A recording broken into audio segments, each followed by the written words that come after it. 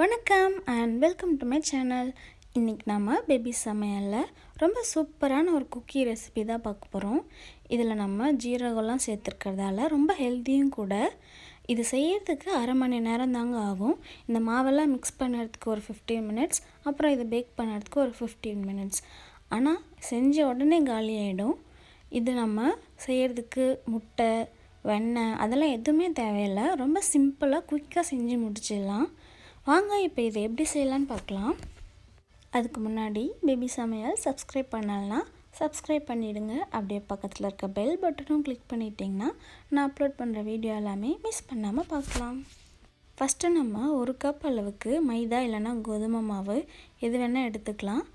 அது கூடவே 2 table spoon அளவுக்கு ரவை, அப்புறமா 1 டேபிள் ஸ்பூன் அளவுக்கு கடலை மாவு, அப்புறமா இது கூடவே 1 டீஸ்பூன் அளவுக்கு ஜீரகம், கொஞ்சமாக பேக்கிங் பவுடர், இது ஆப்ஷனல் தான், சேர்க்கலனாலும் பரவாயில்ல. இதில் ஒரு 2 பிஞ்ச் அளவுக்கு உப்பு. இப்போ நம்ம இது எல்லாத்தையும் சேர்த்துட்டு நல்லா மிக்ஸ் பண்ணிடலாம். இப்போ நம்மளோட ட்ரை இன்க்ரீடியன்ட்ஸ்லாம் ரெடி ஆகிடுச்சு. நெக்ஸ்ட்டு நம்ம இன்னொரு பவுலில் 1/4 கப் அளவுக்கு நெய் சேர்த்துக்கலாம். இந்த குக்கி செய்கிறதுக்கு நம்ம வீட்டில் இருக்க பொருள் தான் நம்ம யூஸ் பண்ண போகிறோம். வெளியிலேருந்து எதுவுமே வாங்க தேவையில்ல. எப்போ நினச்சாலும் டக்குன்னு செஞ்சிடலாம்.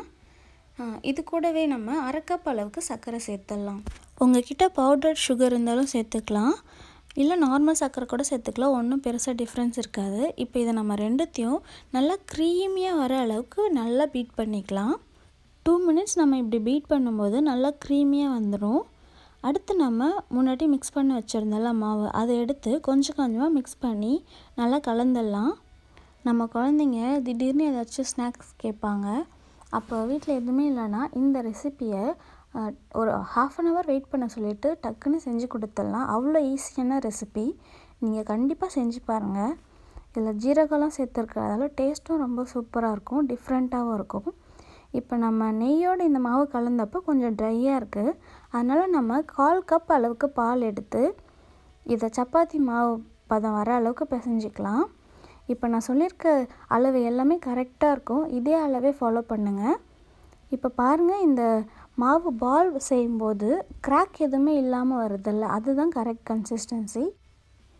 ஒருவேளை இந்த பால்ஸில் கொஞ்சமாக கிராக்ஸ் இருந்துச்சுன்னா, இன்னும் ட்ரையாகவே இருந்துச்சுன்னா கொஞ்சமாக நம்ம மில்க் தெளித்து அகெயின் பிசைஞ்சிக்கலாம்.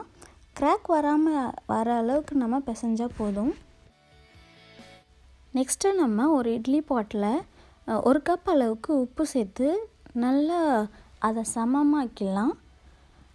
அதுக்கப்புறமா இந்த மூடி போட்டு மீடியம் ஃப்ளேமில் ஒரு 15 மினிட்ஸ் ப்ரீ ஹீட் பண்ணிக்கலாம்.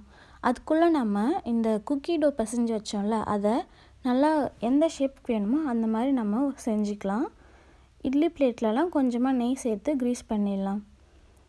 நான் இப்போ சும்மா நார்மலாக இந்த ரவுண்ட் ஷேப்பில் தான் செய்கிறேன். இந்த ரவுண்டாக செஞ்சுட்டு நடுவில் கொஞ்சமாக ஜீரகம் எடுத்து வச்சிடலாம், ஒரு 4 ஜீரகம். இந்த மாதிரி இப்போ நம்ம எல்லாத்தையும் செஞ்சு முடிச்சிடலாம். அதுக்குள்ளே நம்ம இந்த சால்ட் ப்ரீஹீட் ஆகிருக்கும், அதில் எடுத்து நம்ம இந்த இட்லி பிளேட்ஸ் வச்சிடலாம். வச்சுட்டு தீயை நல்லா ஸ்லோவாக வச்சுக்கோங்க. நல்லா சிம்மில் வச்சுட்டு 10 மினிட்ஸ் கரெக்டாக இருக்கும். அதுக்குள்ளே நமக்கு குக்கி ரெடி ஆகிடும். இப்படி 10 மினிட்ஸ் வைக்கும்போது மேலே நல்லா கோல்டன் கலரில் க்ரன்ச்சியாக இருக்கும். உள்ளே நம்ம நெய் பிஸ்கெட் சாப்பிடுவோம்ல, அந்த மாதிரி சாஃப்டாக இருக்கும். உங்களுக்கு ஃபுல்லாகவே க்ரன்ச்சியாக வேணும்னா இன்னும் ஒரு 2 மினிட்ஸ் எக்ஸ்ட்ரா வச்சு எடுத்துக்கோங்க. இப்போ பாருங்கள், நல்லா கோல்டன் கலரில் க்ரம்பிள் டெக்ஸ்சரில் சூப்பராக இருக்குது குக்கி.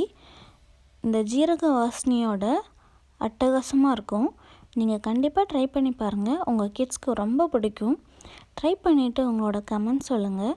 வீடியோ பிடிச்சிருந்தால் லைக் பண்ணுங்கள். உங்களோட ஃப்ரெண்ட்ஸ்க்கும் நம்ம சேனல் ரெக்கமெண்ட் பண்ணுங்கள். தேங்க்யூ.